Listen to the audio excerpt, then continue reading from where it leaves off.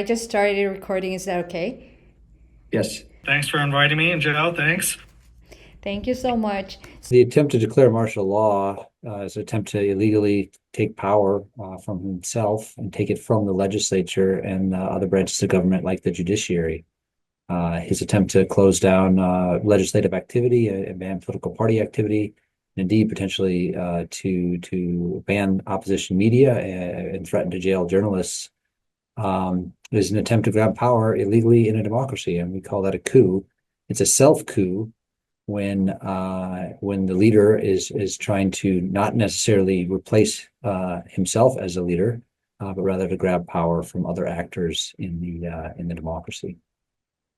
I think President Yoon's declaration of martial law triggered a constitutional crisis and refracted through the lens of partisanship and polarization have led to perilous times for South Korean democracy.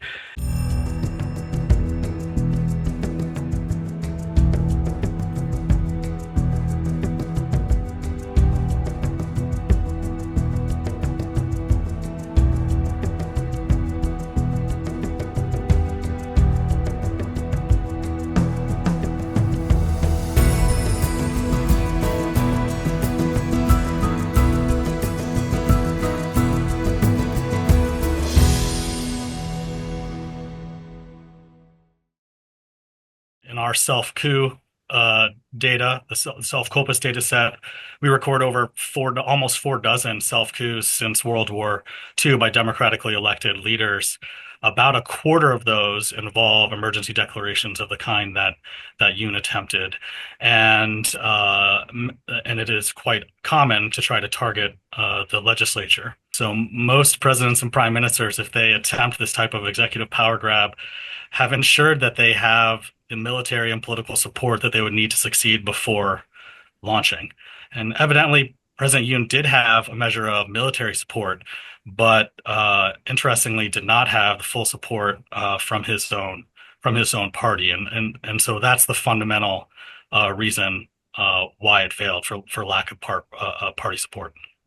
The two key actors here are elites in the ruling party, particularly the head of the ruling party and the 18 legislators that showed up from the ruling party the night of the in the legislature the night of the attempt to overturn the declaration of martial law. And so that's one key actor that sort of helped preserve democracy was the elites in the ruling party.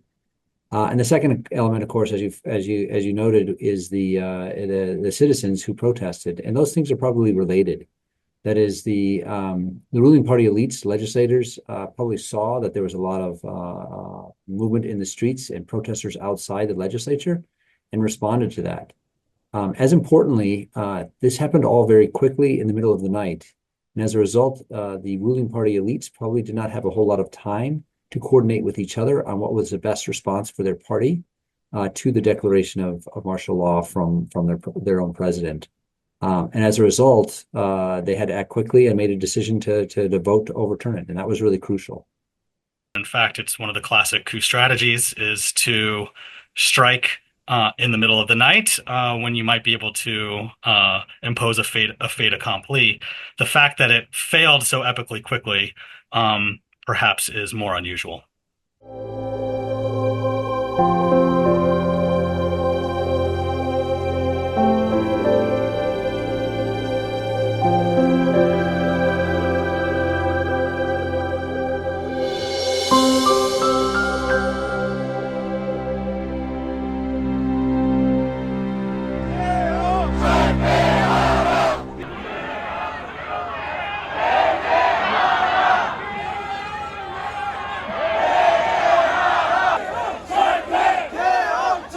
The best way to oppose self-coups is immediately, vigorously, consistently, and non-violently.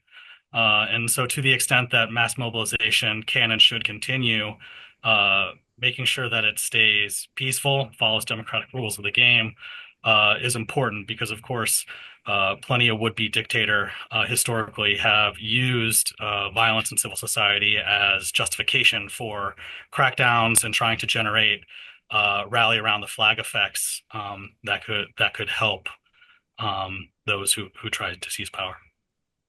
Even if he remains in power, it's a failure so long as the martial law declaration is overturned, which it apparently is. And secondly, that the legislature and opposition media, the two targets of the self-coup attempt, that those two groups are able to continue to operate as they would in a normal democracy. That is, legislators can vote on legislation. They can haggle over trying to pass the budget. They can provide oversight to the ruling party's cabinet picks, and they can and then the opposition media can continue to operate without any fear of punishment.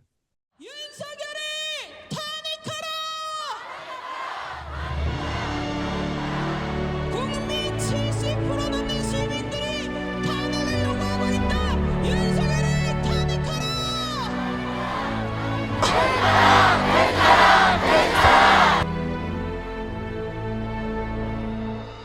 It's a critical test for South Korean democracy.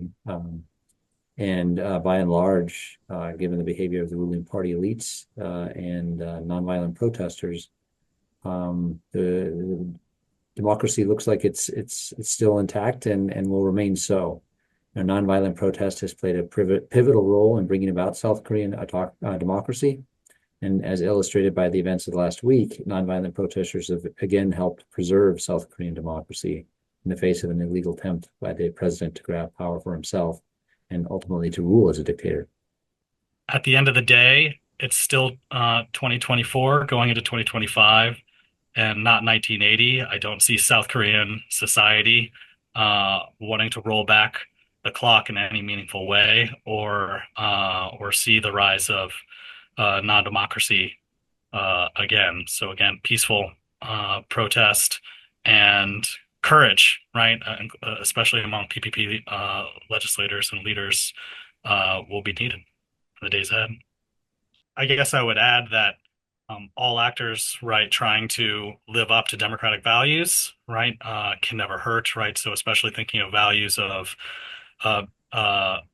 forbearance, right, on the part of military actors, and mutual toleration, right, in a polarized society will be really important. Of course, South Korea will have to come back together, right, so that you don't just have a fractured republic in the years ahead.